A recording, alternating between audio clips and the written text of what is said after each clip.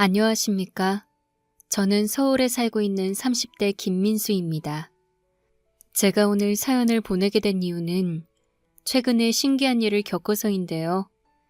이 일을 계기로 우리나라 참 좁다는 것을 다시 한번 느끼게 되었습니다.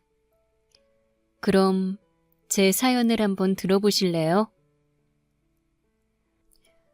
어릴 적 저희 어머니의 모습을 떠올려 보면 대부분이 우시는 모습이었습니다. 할머니 앞에서 우시거나 방에서 몰래 혼자 우시거나 저를 어루만지시며 우시는 모습. 제 기억 속에 웃는 어머니의 모습은 거의 없습니다. 어머니는 대부분의 시간을 울면서 보내셨습니다. 그 이유는 바로 저희 아버지와 친할머니, 친할아버지 때문이었죠. 네, 맞습니다. 저희 어머니께서는 심각하게 괴로운 시집살이를 하셨고 고부갈등으로 인해 극심한 스트레스를 받으셨던 분이셨습니다. 저희 어머니와 아버지가 결혼을 하게 되신 이유도 참 황당합니다. 어릴 때는 잘 몰랐습니다. 당연히 두 분이 사랑을 하셔서 결혼하게 된 줄 알았습니다. 그러면서도 의문이 많았죠. 왜 어머니는 띠동갑이라는 나이 차이를 극복하시고 아버지와 결혼하신 걸까? 그만큼 아버지를 사랑하셨나? 하는 의문이 제일 컸습니다. 사실 사랑의 나이는 중요하지 않죠. 그런데 두 분 사이에는 사랑이 없어 보였습니다. 그럼에도 불구하고 큰 나이 차이를 극복하고 결혼하신 이유가 대체 뭘까 궁금했습니다. 그렇다고 아버지가 어머니께 자상하게 대해줬냐고요? 전혀 아니었습니다. 오히려 그 반대였죠. 사랑이라는 단어가 아버지에게는 전혀 어울리지 않았습니다. 아버지는 집안일, 어머니, 심지어 저와 제 동생들에게도 전혀 관심이 없는 사람이었습니다. 아침에 일어나면 아침 식사를 하셨습니다. 어머니께서 꼭두새벽부터 일어나서 식사를 차리셨습니다. 솔직히 누가 아침부터 거창하게 차려서 먹어요. 밥에 반찬 2개, 아니 아침 차려주는 것만으로도 감사해야 하죠. 그런데 저희 아버지는 국물 없으면 밥을 안 먹는 사람이었고 국물도 맨날 달라야 했고 반찬도 5가지 밑으로 차려져 있으면 화를 내는 사람이었습니다. 밥은 흰밥은 안 되고 꼭 콩이나 잡곡이 들어가야 있어야 한다고 했죠. 특히 아침에 지은 밥이 제일 잘 넘어간다는 밉상 같은 말도 하는 사람이었습니다. 정작 어머니는 밥 차리고 앉아서 드시지도 못하시는데 고맙다는 말을 한마디 안 하고 밥을 먹었습니다. 야, 아침에 고기를 내와야 힘을 내서 일을 하지. 몸 밥상에 풀떼기밖에 없냐? 하여간 지 서방 나가서 고생하는 건 생각도 안 한다니까. 돈이 있어야 고기를 내오죠. 그 돈이 어디서 나와요? 아버지한테 나오는 거잖아요. 버는 수준은 생각 안 하고 어머니께 많은 것을 바라던 한심한 사람이었습니다. 어머니는 아무 대꾸도 하지 않으셨습니다. 아마 처음엔 대꾸를 하셨겠죠. 반박도 해보시고 같이 화도 내보셨을 겁니다. 하지만 그런 게 통하는 사람이 아니거든요. 그러니 어머니께서 포기를 하신 것 같았습니다. 대답할 가치를 못 느끼고 그냥 침묵을 지키기로 하신 거였습니다. 그때 어머니의 표정은 딱 체념이라는 말이 잘 어울렸습니다. 아버지가 그렇게 말을 하고 쩝쩝거리며 식사를 시작하면 할머니도 꼭 한마디를 거들었습니다. 어떻게 된 애가 살림을 해도 늘지를 않아? 아이고 우리 막둥이가 저런 거 만나 아들 하나밖에 못 낳고 고생이네 아주. 할머니는 상관도 없는 그놈의 아들 이야기를 걸핏하면 했습니다. 어머니가 결혼하실 때부터 우리 집안은 아들 셋은 무조건 낳아야 한다고 하셨다더라고요. 할머니는 7남매를 낳았는데 그 중에 셋이 아들이었습니다. 할머니도 할머니의 시어머니에게 아들 셋을 낳으라고 구박받았다고 하더라고요. 그래서 7을 낳아서 마지막 막둥이 아버지까지 낳으신 거였습니다. 그 구박은 되물림이 되었고 할머니는 어머니께 나는 7을 낳아 아들 셋을 기필코 봤는데 왜 너는 애를 더 안 낳으냐며 구박했습니다. 그런데 안 그래도 어려운 가정 형편에 아이를 어떻게 낳으며 서로 간에 사랑이 없는 두 분 사이에 셋만 해도 대단한 거 아닌가요? 할머니가 그런 말을 할 때면 저는 제 동생들의 귀를 막았습니다. 그런 말 들어서 뭐해요. 쓸데없이. 그런 날을 들은 날 밤이면 어머니는 잠든 동생들 얼굴을 어루만지며 우셨습니다. 미안하다고 하면서요. 어머니가 미안할 게 뭐가 있나요? 시댁을 잘못 만난 것뿐인데요. 어머니가 어릴 때 형편이 안 좋으셨답니다. 4남매 중 막내로 태어나신 어머니는 살면서 선택할 수 있는 기회가 많이 없으셨답니다. 저녁밥을 먹을 때 엄마 옆에서 먹고 싶지만 언니와 오빠들의 차지였고 반찬으로 나오는 달걀도 오빠들이 주는 대로 먹을 수 있었고 어떤 학교에 진학을 하는지도 부모님이 결정을 해주셨고 교복은 항상 언니가 입던 것을 물려 입으셨답니다. 성인이 된 후에도 여전히 선택권은 없으셨답니다. 고등학교 졸업 후에 아버지 지인분이 일하시는 회사에서 일을 하게 되셨답니다. 어머니는 항상 생각하셨대요. 언제쯤 내가 스스로 선택해서 내 인생을 살 수 있을까 하는 생각이요. 하지만 끝내 그 바램은 이어지지 않았습니다. 심지어는 결혼까지도 부모님이 정해주신 짝과 해야 했죠. 어머니만 그랬던 건 아니었습니다. 어머니의 언니, 그러니까 제 이모도 정략 결혼을 하셨습니다. 이모는 동네에서 제일 가는 부잣집 아들과 결혼을 하셨습니다. 저희 외조부모님께서 엄청 욕심을 부리셨대요. 없는 집 자식이니까 최고로 좋은 집에 시집을 가야 한다고요. 그런데 막상 이모가 결혼하니까 그게 아니더랍니다. 조부모님께 떨어지는 콩고물은 하나도 없을 뿐더러 사돈댁에서 엄청 무시를 했다나 봐요. 대놓고 없는 집이니 천한 집이니 하면서 상족을 안 하려고 했답니다. 그래서 어머니는 좀 덜한 집에 보내야겠다 싶으셨나 봐요. 이모가 시집간 집보다는 덜하지만 그래도 어느 정도 사는 집을 찾으셨다나 뭐라나. 아무튼 그렇게 고른 집안이 저희 아버지 집안이었던 겁니다. 그런데 아까 말씀드렸다시피 저희 친가댁 형편이 좋지 않거든요. 이게 어떻게 된 거냐면 볼품없는 막내 아들 결혼시키려던 친조부모님의 계략이었던 겁니다. 갖고 있는 땅이 없으면서 땅이 있다고 거짓말을 하고 친부모님께서 시장에서 제대로 된 점포도 없이 길바닥 장사를 하셨는데 큰 가게를 갖고 있다고 거짓말을 하고 아버지 직업이랑 나이까지 속여서 결혼을 강행한 것이었습니다. 이에 깜빡 속은 외조부모님은 그대로 저희 어머니를 시집 보내고야 만 것이죠. 그런데 막상 결혼하고 보니 가진 건 아무것도 없었고 모두 다 거짓이었던 겁니다. 그런데 그 시절에 무슨 변호사를 써서 소송을 했겠어요? 아니면 갈라설 수가 있겠어요?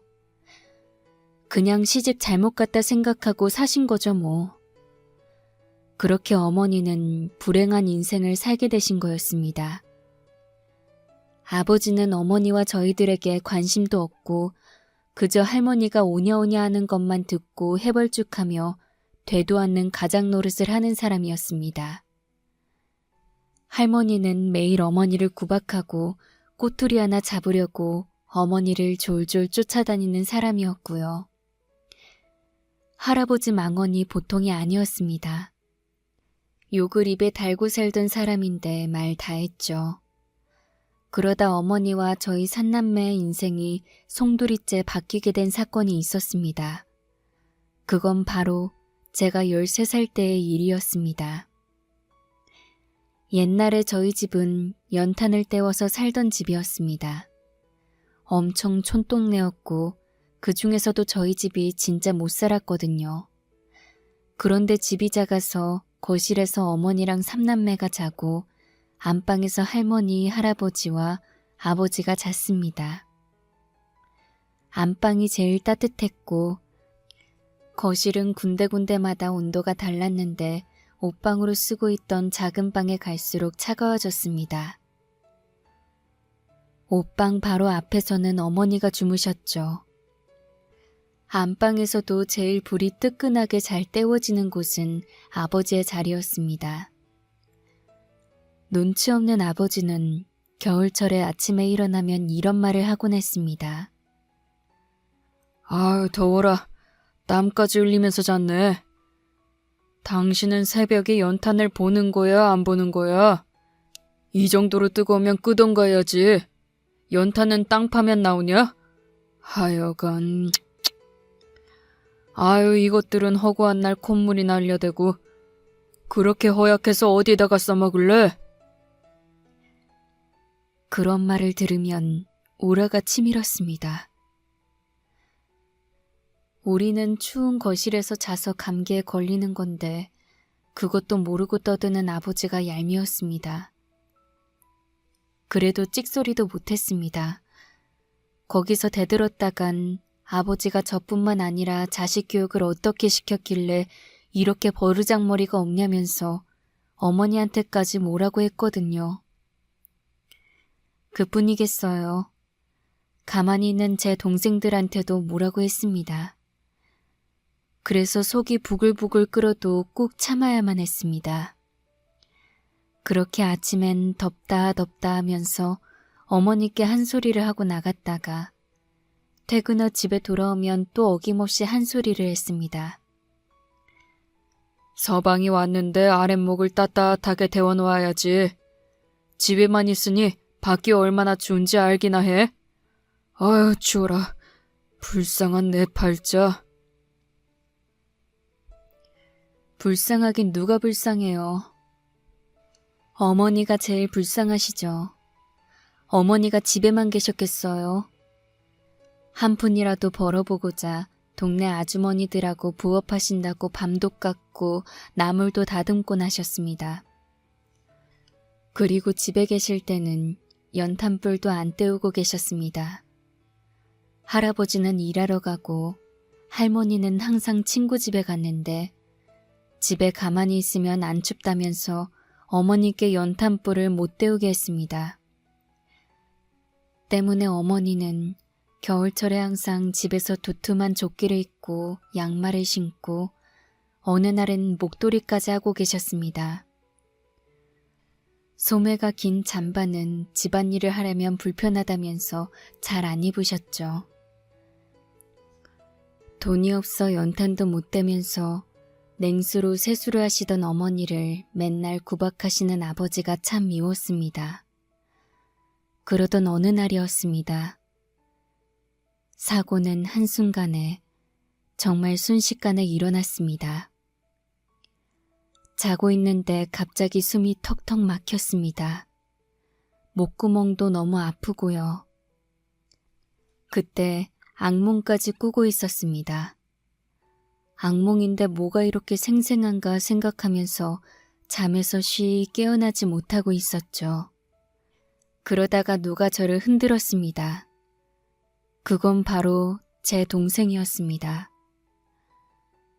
슬며시 눈을 뜨니 매캐한 연기가 눈을 찔렀습니다.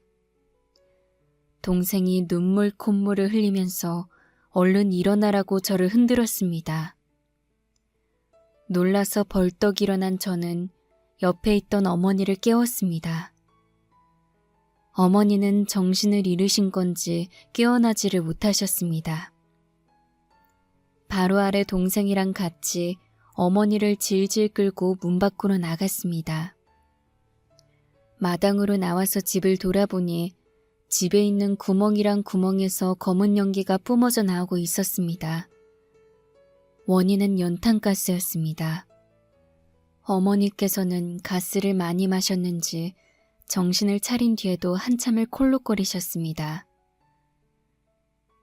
그런데 황당한 게 뭔 줄 아세요?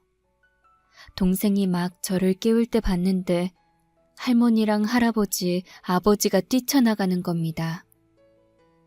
저희들 중 그 누구도 깨우지 않고 말이죠. 가족이라면, 아니 사람이라면 그러면 안 되는 거 아닌가요? 자기들만 살자 이건가요? 기침을 하며 헛구역질까지 하시는 어머니를 보자 참을 수가 없었습니다. 아버지 어떻게 그래요? 어떻게 아버지만 살자고 그렇게 뛰어나가요? 우리는 어떻게 되든 상관없다는 거예요? 막내라도 챙기셨어야죠. 그러자 아버지의 커다란 손이 제 얼굴에 날아왔습니다. 저는 그 자리에서 바닥에 넘어지고 말았습니다. 너무 순식간에 일어난 일이라 어안이 벙벙했습니다. 아버지는 욕을 하며 제게 뭐라고 했습니다. 그 불똥은 어머니에게 튀었습니다. 연탄을 어떻게 했길래 이 지경으로 만들어? 누구 죽이려고 작정했어? 그러면서 아버지는 어머니에게까지 욕을 퍼부었습니다.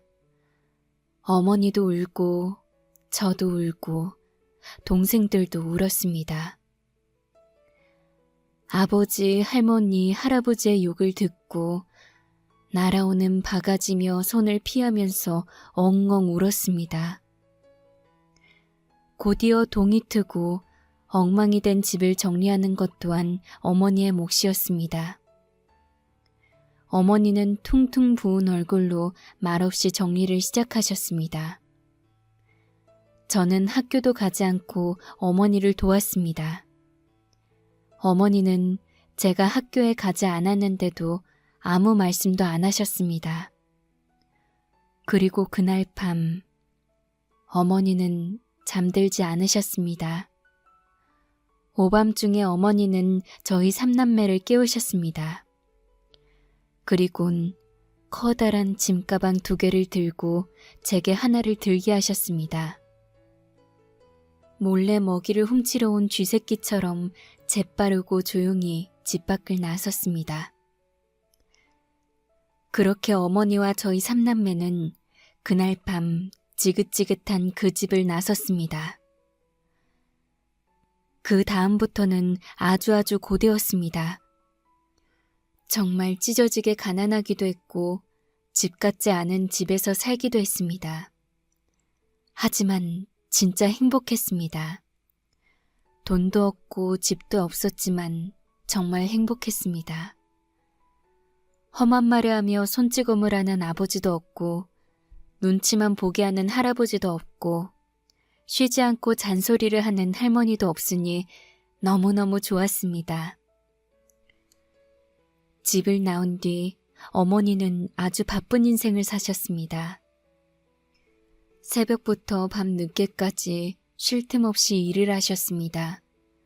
오로지 저희 삼남매를 먹여 살리기 위함이셨습니다. 새벽에는 우유 배달, 신문 배달 가리지 않고 하셨습니다.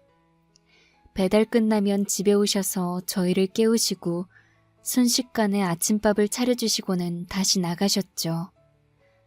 그 다음부터는 식당에서 일도 하시고 미신 공장에도 나가시고 남의 집 살림도 하시고 시장에서 일하시고 정말 많은 일을 하셨습니다. 그러다가 꼭 저희 저녁 먹을 때는 집에 들어오셨습니다. 어머니 나름의 철칙이 있으셨거든요. 내 자식 새끼 굶는 거 좋아하는 부모는 어디에도 없어. 누가 뭐래도 너네 하루 한 끼 이상은 엄마가 꼬박 챙길 테니까 걱정하지 말아라. 내가 번 돈으로 내 새끼들 잘 먹는 거 보는 것만큼 기쁜 게 또 없네. 어머니는 정말 저희에게 밥을 차려주시는 게 좋으셨나 봅니다. 밥 차려주시는 그 과정보다도 어머니가 힘들게 버신 돈으로 저희를 배불리 먹일 수 있다는 게 기쁘셨던 것 같습니다. 어머니는 식사 준비를 하실 때 항상 노래를 부르셨습니다. 되게 오래된 팝송이었는데 그 팝송을 항상 흥얼흥얼 거리셨습니다. 자주 그 노래를 부르셔서 저희 삼남매 다 그 노래를 알고 있었고 저도 모르게 흥얼거리게 되던 날도 하루 이틀이 아니었습니다. 그렇게 노래를 흥얼거리며 밥을 차려주신 뒤에는 다시 일을 나가셨습니다. 어머니는 일하면서 다 챙겨 먹어서 괜찮다고 하시면서요. 그럼 저는 뭐라도 도움이 되고 싶어서 밥 다 먹고 설거지하고 집안 청소를 마치고 동생들 숙제 검사도 하고 잠에 들었습니다. 잠을 자고 있으면 거의 12시가 다 된 시간에 어머니가 집에 들어오셨습니다.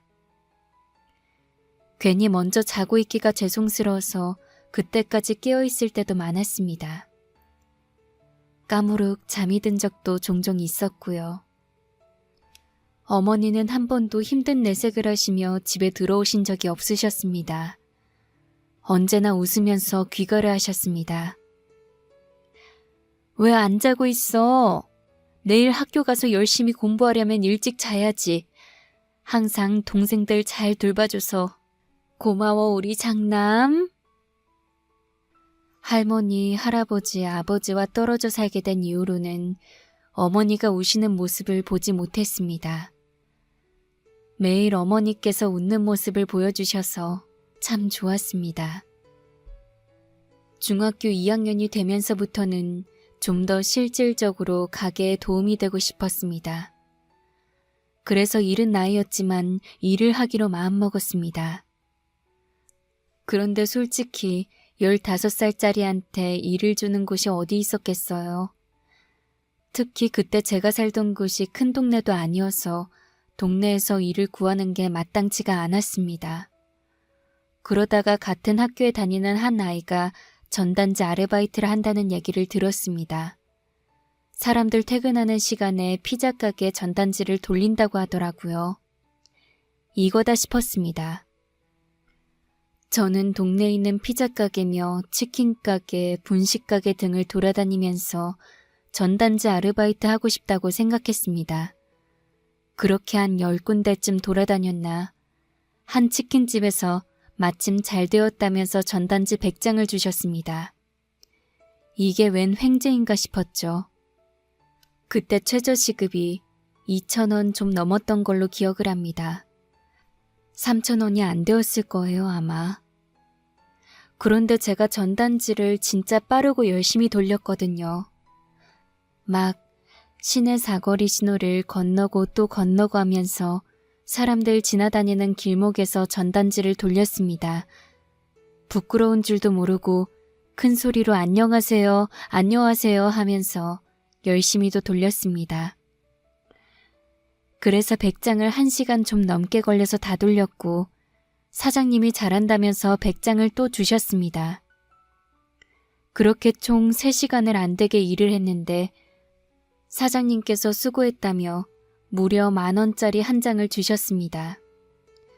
그때 그 짜릿한 기분은 잊을 수가 없습니다. 룰루랄라 신이 나서 집에 가서 어머니께 자랑을 했습니다.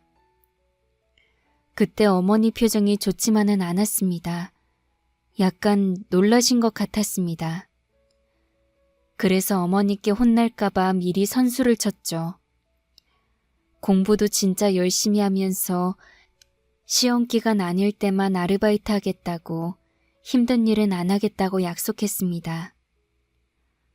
왜 그랬냐면 그때 같은 반에 아르바이트를 하다가 어머니께 걸린 애가 있었는데 엄청 혼났다고 했거든요. 하라는 공부는 안 하고 왜 고생을 하냐면서 말이죠. 그래서 어머니께서 무엇라 말씀하시기 전에 제가 먼저 말한 거였습니다.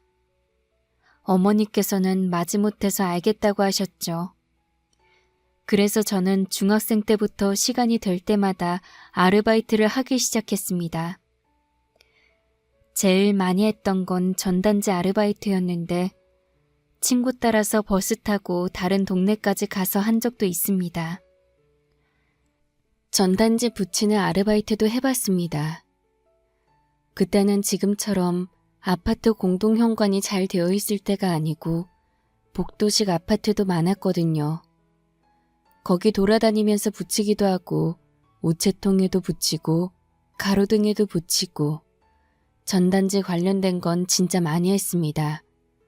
그러다가 친구 부모님께서 하시는 슈퍼마켓에서 물건 진열하는 아르바이트도 해보고 시장 옷가게에서 아침 일찍 옷 정리하는 아르바이트도 해봤습니다. 그러면서 어머니와 약속대로 공부도 진짜 열심히 했습니다. 공부 잘해서 좋은 대학 가고 싶었거든요. 저희 때는 좋은 대학 가서 좋은 직장 얻는 게 최고 효도였고 최고 부자가 되는 길이라고 생각하고 배웠습니다. 그래서 중학교 때는 반에서 1등도 여러 번 했습니다. 제가 앞서 말씀드린 대로 어머니께서 12시 다 되어 귀가하실 때까지 깨어 있었다고 했잖아요. 그때까지 제가 뭘 했겠어요. 그때 너무 가난했고 가진 것도 없었으니까 집에 TV도 없고 읽을 만한 책도 없었거든요. 그냥 가방에 있는 교과서 펼쳐서 달달달 읽었습니다. 학습지라는 걸 구경도 못 해봤습니다. 그냥 교과서 읽던 거 또 읽고 이해 안 돼도 계속 읽곤 했습니다. 그러니까 반 1등도 하고 그러더라고요. 그렇게 공부와 아르바이트를 하면서 중학교 시절을 보냈습니다. 고등학교 때부터는 좀 더 본격적인 아르바이트를 시작하게 되었습니다. 그건 바로 편의점 아르바이트였습니다. 아르바이트를 하면서 처음으로 근로계약서도 쓰고 일을 하게 되었습니다. 저희 집 바로 근처에 있는 편의점이었고 주말에만 일하는 거라서 일하는 시간도 딱 좋았습니다.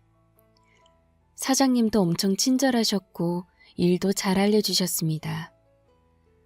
주말 오전이라 손님은 좀 많았지만 그래도 일이 어렵지 않고 할만했습니다. 편의점 출근하려고 아침 일찍 일어나다 보니 하루가 일찍 시작하는 거라 좋더라고요. 일 끝나도 집에 가면 오후 2시였어서 제 공부하고 동생들 공부 봐주며 시간을 보내기 좋았습니다.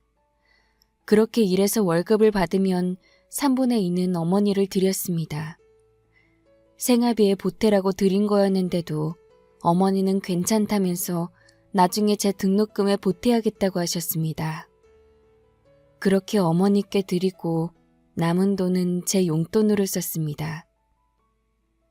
필요한 준비물 있으면 사고 가끔은 동생들 간식도 사줬습니다. 그래도 항상 돈이 남았고 그 돈들은 다 저금통에 넣어두었습니다. 그땐 되게 뿌듯했는데 돌이켜보면 그 용돈으로 게임하러도 가고 친구들이랑 학교 앞에서 떡꼬치도 사 먹을 걸 그랬나 싶기도 합니다. 그게 다 추억이더라고요. 저는 항상 다른 친구들이 먹는 거 보면서 마른 침만 삼켰거든요. 내 수준에 저건 사치다 라고 생각하면서요. 애들이 게임하러 가자고 해도 맨날 집에 가봐야 한다고 했습니다. 어느 순간부터 저한테 놀자고 안 하더라고요. 학교에서 친하게 지내는 애들이 몇 있었지만 밖에서 만나면서까지 노는 친구들은 없었습니다. 놀려면 돈이 있어야 했는데 저한테는 그런 여유가 없었으니까요. 그래서 지금도 고등학교 동창들이 없습니다. 동창회 하면 가끔 나가기는 하는데 친구들하고 나눌 만한 추억이 저는 별로 없더라고요. 그때 저금하지 말고 게임 한 판 할 걸 그랬나 가끔 생각하기는 하지만 그래도 그 시절에 배고픔이 있었기에 지금의 저를 만들어준 것 같습니다. 그래도 그렇게 온 가족이 알뜰하게 산 덕분에 고등학교 1학년 때는 드디어 지상으로 이사도 가게 되었습니다. 처음에 내 식구가 나와서 살게 되었을 때는 창문도 없는 지하 원룸에서 살았거든요. 처음 그 집 들어갔을 때는 쿰쿰한 냄새도 나고 너무 어둡고 동네도 으스스했는데 어머니께 내색할 수는 없었습니다. 그러다가 1년 뒤에 반지하 원룸에 가게 되었습니다. 그러다가 또 1년 뒤에 이사를 했는데 여전히 반지하였지만 방 하나 딸려있는 집으로 가게 되었습니다. 그리고 또 1년을 살다가 제가 고등학생 때는 드디어 지하를 벗어나서 지상으로 이사를 가게 되었습니다. 빌라 1층이었는데 창문 열면 바로 밖이 보이고 방도 2개나 있었는데 방마다 창문이 있어서 너무 좋더라고요.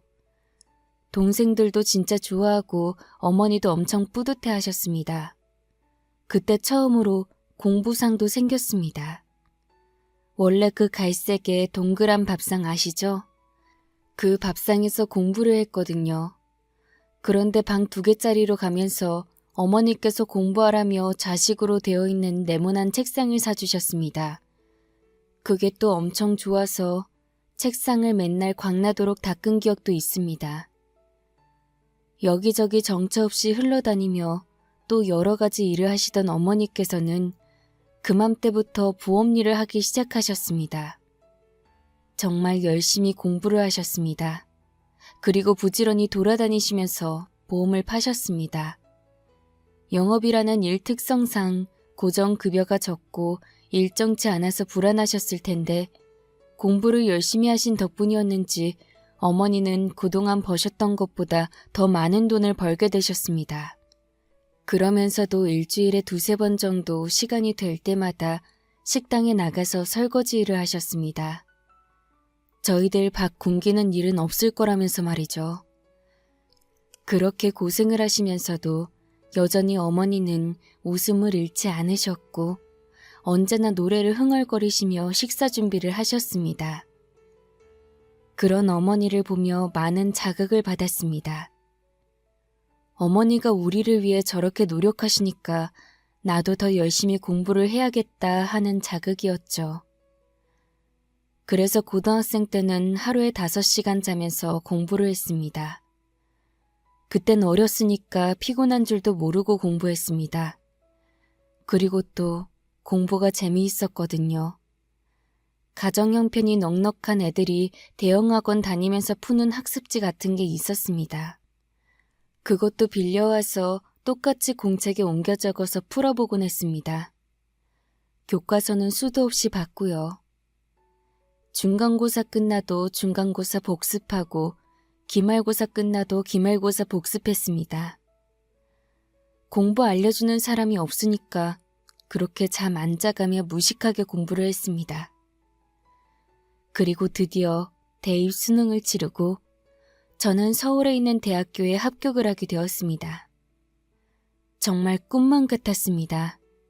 진짜 입 밖으로 이게 꿈이야 생시야 하는 말이 나오더라고요. 손까지 발발발 떨렸습니다. 어머니께서는 저를 부둥켜 안고 고생했다고 하시며 펑펑 우셨고 동생들도 축하를 해주었습니다.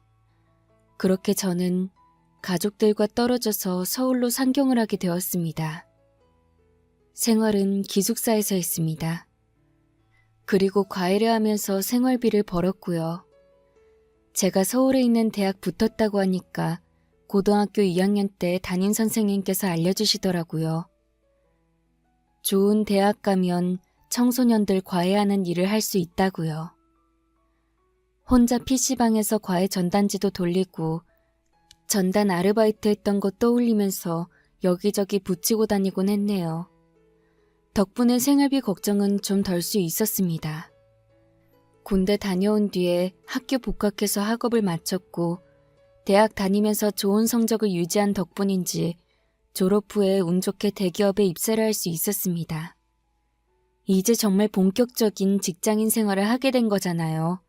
그때 얼마나 좋았는지 모릅니다. 드디어 내 힘으로 제대로 된 돈을 버는구나 하는 뿌듯함도 컸고 적지 않은 월급을 보면서 가족들 생각이 정말 많이 났습니다. 매달 생활비 하시라고 어머니께 돈도 보내드렸습니다. 그때 동생이 대학생이었거든요. 동생도 공부를 잘해서 대학에 갔는데 일부러 자기 성적보다 하향 지원해서 장학금 받으면서 학교 다니곤 했습니다. 왜인지 짠해서 동생들한테도 따로 용돈 챙겨주곤 했습니다. 그런데 그렇게 한 1년을 좀 넘게 일했는데 마음 한구석이 허하더라고요. 이게 행복한 인생이 맞는 건지 의문이 생겼습니다. 사실 일이 너무 힘들었거든요.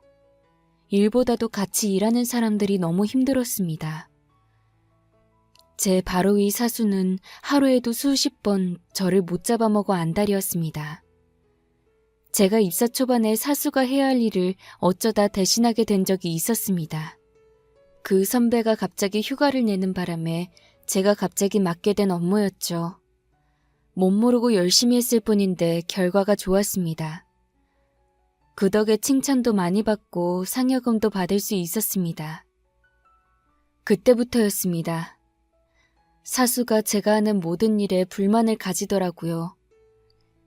일하는 건 물론이고 어쩌다가 점심 메뉴를 제가 고르게 되면 그것조차도 못마땅해 했습니다. 제가 입고 있는 옷에도 불만을 가지고 제가 커피 마시는 것조차 시비를 걸었습니다. 하루에도 몇 번씩 그러니까 정말 무서울 지경이더라고요. 이번엔 또 무슨 일로 시비를 걸까 불안하고 긴장되고 눈치 보게 되고 너무 괴로웠습니다. 저희 부서 부장님은 참 말이 많은 사람이었습니다. 그게 그냥 말이 아니라 이 사람 말을 저 사람한테 옮기기를 좋아하고 부풀리기를 좋아하고 없는 말도 지어내는 사람이었습니다. 부장님이 그런 사람이라는 걸 알만한 사람들은 다 알았지만 말이 옮겨지면서 어디서 나온지 모르는 상황이 생기기 마련이고 그 말을 찰싹같이 믿는 사람들도 있기 마련이잖아요. 그 피해자가 한둘이 아니었습니다. 그런 부장님의 말을 듣는 것도 괴로웠고 이상한 농담을 하는 것도 듣고 싶지 않았습니다. 게다가 무리한 부탁을 하는 경우도 자주 있었고요. 예를 들면 차 트렁크에 가서 개인적인 물건을 가져와라, 딸 직장에 꽃다발을 주문해라 하는 말도 안 되는 요구를 했죠. 이 밖에도 사람에 치여서 일하는 데에 영향에 미친 적이 거의 매일이었습니다. 사람이 싫어지니 일이 싫어지고, 그러니까 회사 다니는 것조차 싫어지더라고요. 그렇게 지쳐가던 어느 날이었습니다. 친하게 지내던 다른 팀 입사 동기가 있었습니다. 저보다 2살 많은 형이었는데 입사한 지 1년 되었을 때 돌연 퇴사를 했습니다. 엄청 일을 잘하던 형이었거든요. 그런데 저처럼 팀원들 때문에 힘들어하다가 퇴사를 한 것이었습니다. 그러다가 직원이 20명 정도 되는 회사에 들어갔습니다.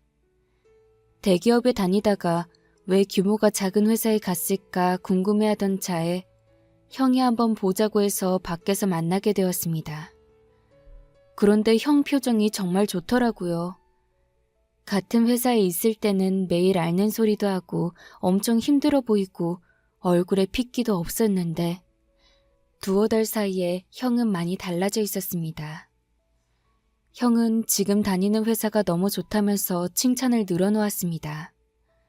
복지도 좋고 급여도 좋고 일도 재밌고 무엇보다도 같이 일하는 사람들이 너무 좋다고 했죠.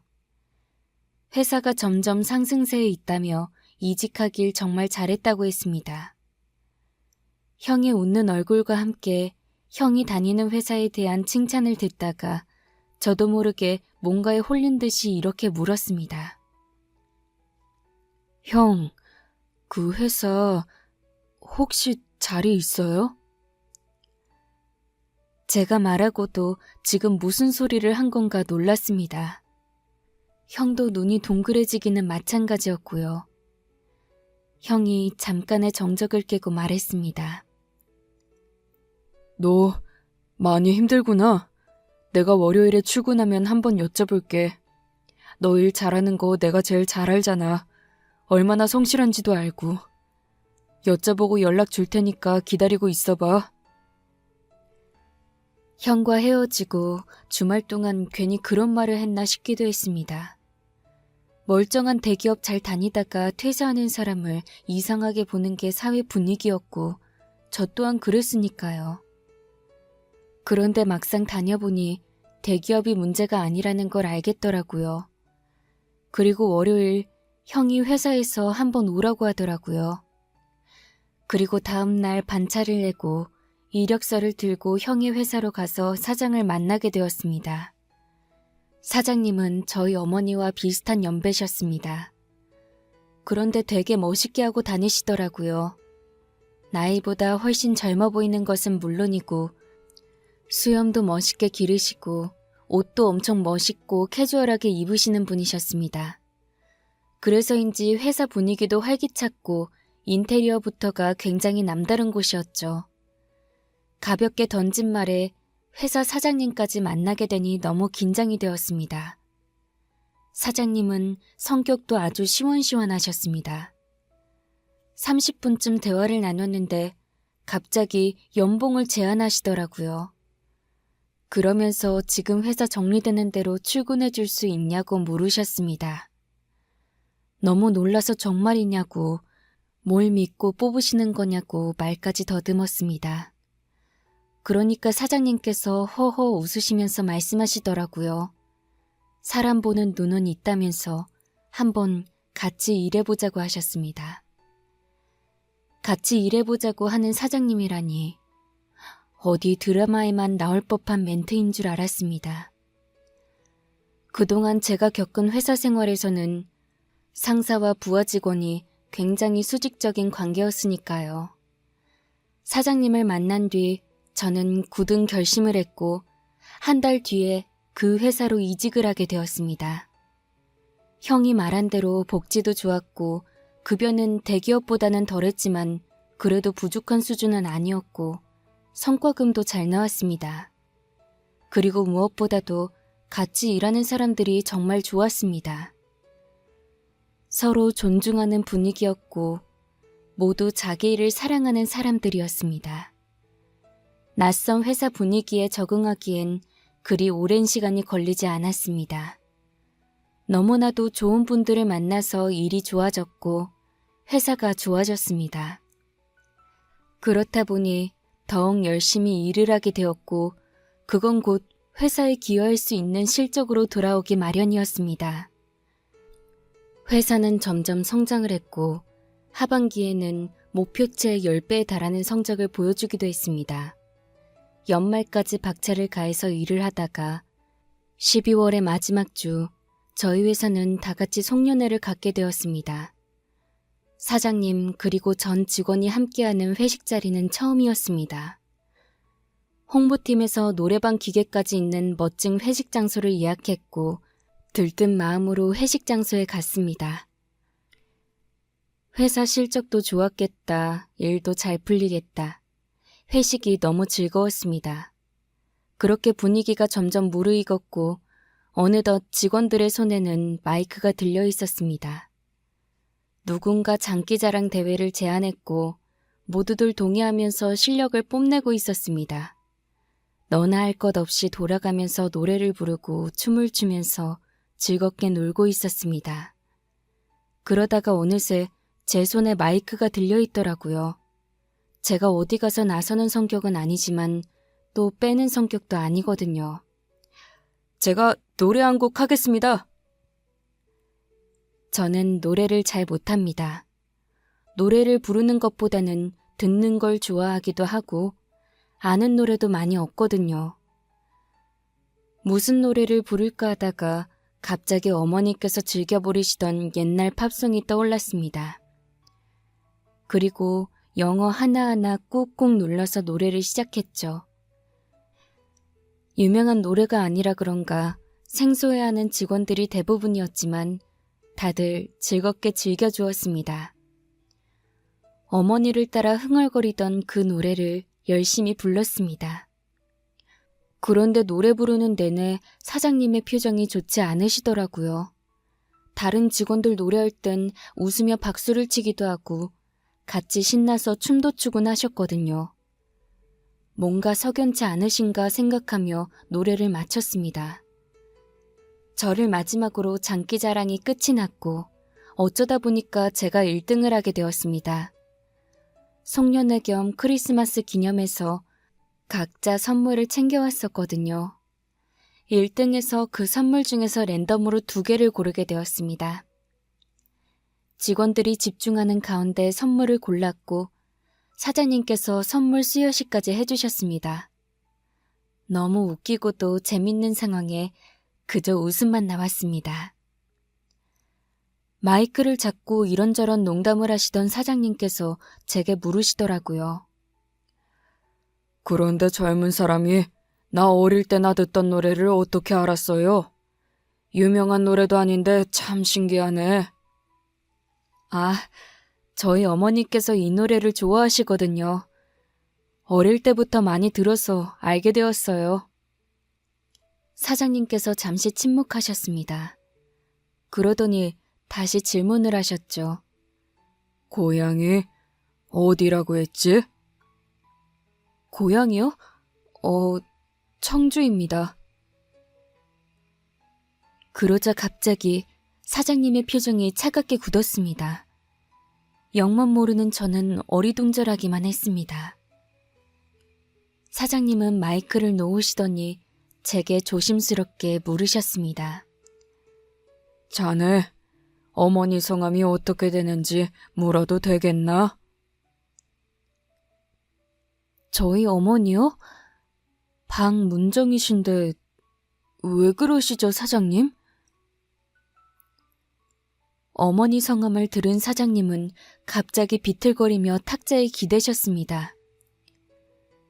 저뿐만 아니라 거기 있던 직원들 모두가 깜짝 놀랐습니다. 취하신 것 같지는 않으셨습니다. 사장님은 갑자기 제 손을 덥석 잡으셨습니다. 그리고는 목이 메시는지 헛기침을 여러 번 하시더니 말씀하셨습니다. 자네 어머니 좀 만나게 해줄 수 있나? 당혹스러운 송년회의 밤이 지났습니다. 다음날 쉬는 날이라 늦지막이 잠에서 깨어났습니다. 그때 저희 어머니랑 동생들이 살던 곳이 경기도였습니다. 아버지 집에서 도망쳐서 살게 된 곳이 경기도였거든요.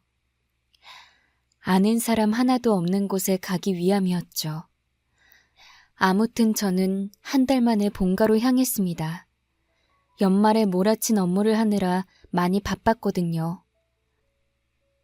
어머니는 한 달 만에 보는 저를 격하게 반겨주셨습니다. 상다리가 부러져라 맛있는 요리도 잔뜩 해놓으셨더라고요.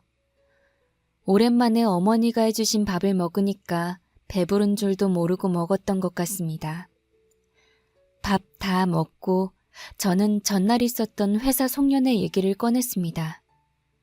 어머니께서는 너무 재밌었겠다며 같이 즐거워하셨죠. 엄마, 그런데 저희 사장님이 엄마를 뵙고 싶다고 하시더라고요. 경황이 없어서 왜 그러는지는 자세히 못 여쭸는데 엄마가 좋아하는 그 노래 부르니까 고향이랑 엄마 성함을 물어보시던데요. 내 이름을? 왜? 글쎄요. 엄마 성함 듣고 많이 놀라시던데. 아, 혹시 아는 사이신가? 사장님이라는 분은 성함이 어떻게 되는데? 제가 사장님 성함을 말씀드리자 어머니가 깜짝 놀라셨습니다. 그리고는 몇 번이고 정말 그 이름이 맞냐고 물으셨죠. 맞다고 하면서 저는 송년회 때 찍은 사장님 사진도 어머니께 보여드렸습니다.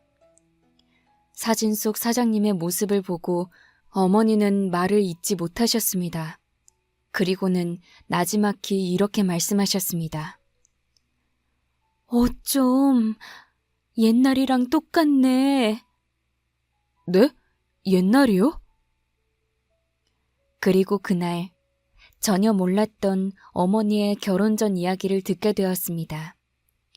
어머니와 아버지가 정략 결혼을 하기 전 어머니에게는 남자친구가 있었답니다.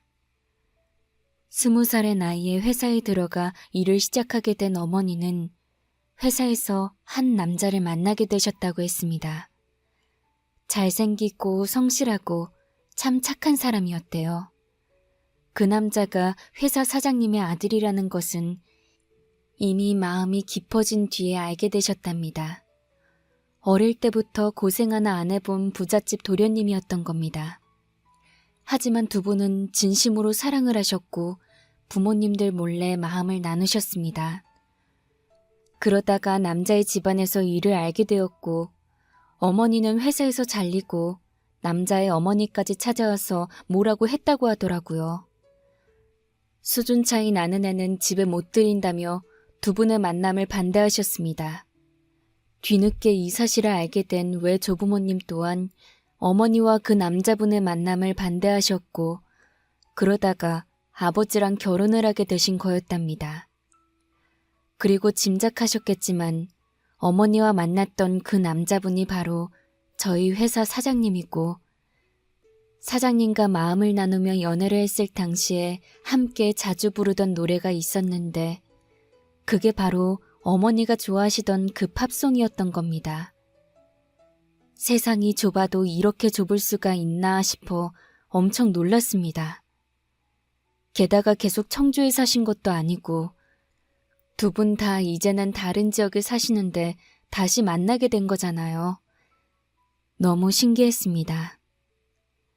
이틀 뒤 회사에 출근을 한 저는 제일 먼저 사장님을 찾아뵙습니다. 그리고 사장님께도 그때의 이야기를 들을 수 있었죠. 사장님은 저희 어머니와 이별을 하신 뒤에 너무 힘드셨답니다. 그러다 어머니가 결혼하셨다는 소식을 듣고는 밥도 잘 못 먹고 일도 못 하셨다고 하시더라고요. 그렇게 힘든 하루하루를 보내던 중 사장님의 아버지께서 운영하시던 회사가 부도가 났고 사장님 댁은 완전히 망하게 되셨답니다.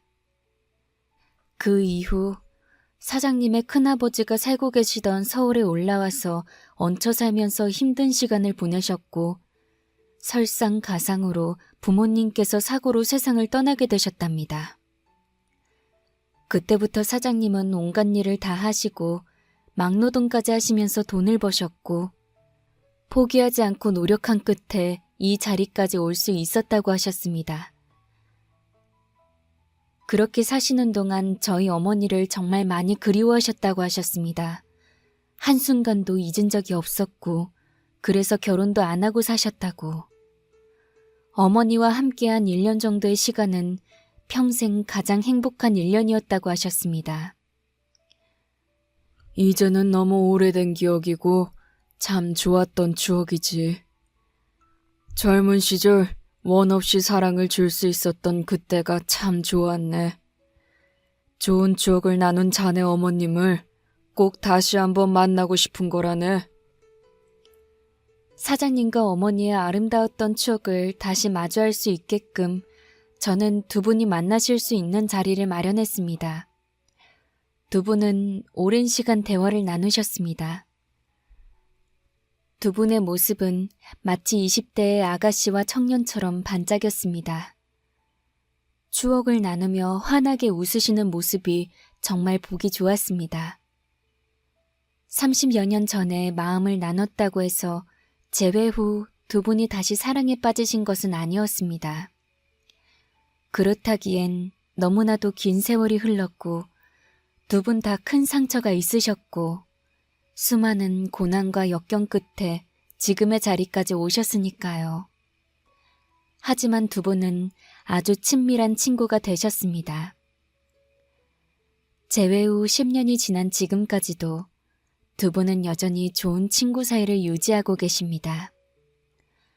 어쩌다 어머니가 서울에 오시게 되면 차 한 잔을 하시며 근황을 나누시는 그런 사이를 유지하고 계시죠.